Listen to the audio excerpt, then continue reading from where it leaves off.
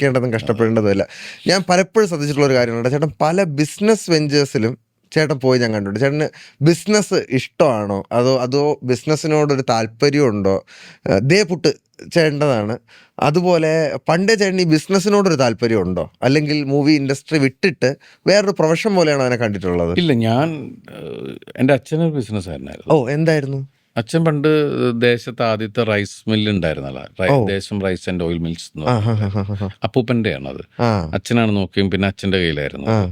പിന്നെ അത് കഴിഞ്ഞിട്ട് അച്ഛൻ അത് കഴിഞ്ഞിട്ട് ഈ GP കെമിക്കൽസ് എന്നും പറഞ്ഞിട്ട് ഒരു കമ്പനി തുടങ്ങി. ആ അങ്ങനെ ഓരോരോ പദ്ധതികൾ പുള്ളിയുടേതായിട്ടുണ്ടായിരുന്നു.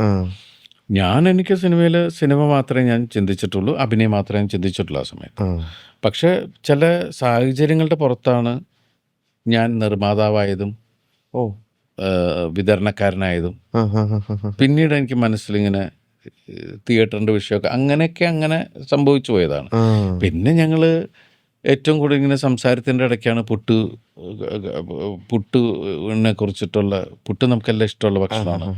അപ്പം അങ്ങനെ പുട്ടിൻ്റെ ഒരു വിഷയം വന്ന് ദേപ്പുട്ട് നിങ്ങൾ 3 പേരല്ലേ?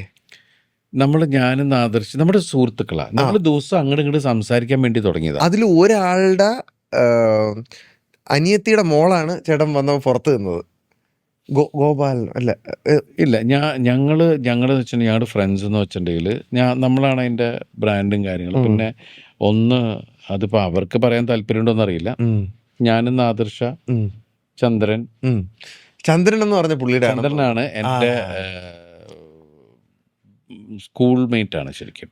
ഞാൻ ആദ്യം ഞങ്ങൾ ഒരുമിച്ച് പഠിച്ചോളി. ഞങ്ങളൊരു എനിക്ക് തോന്നുന്നത് 4ാം ക്ലാസ് 5ാം ക്ലാസ് മുതലുള്ള യാത്രയാണ് ഞങ്ങളുടെ. 5 മുതലുള്ള സ്കൂൾ കൂട്ടുകാരൻ, വർഷങ്ങളുടെ പരിചയം. പിന്നെ ശ്രീ എന്ന് പറഞ്ഞ ഫ്രണ്ട് ഉണ്ട്. ഞങ്ങളൊരു ടീം വർക്ക് ചെയ്യാം. ഇപ്പം നദി എന്ന് പറഞ്ഞൊരു ഫ്രണ്ട് ഉണ്ട്. അപ്പോൾ ഓരോരുത്തർക്കും ഓരോ ചാർജുകളാണ്.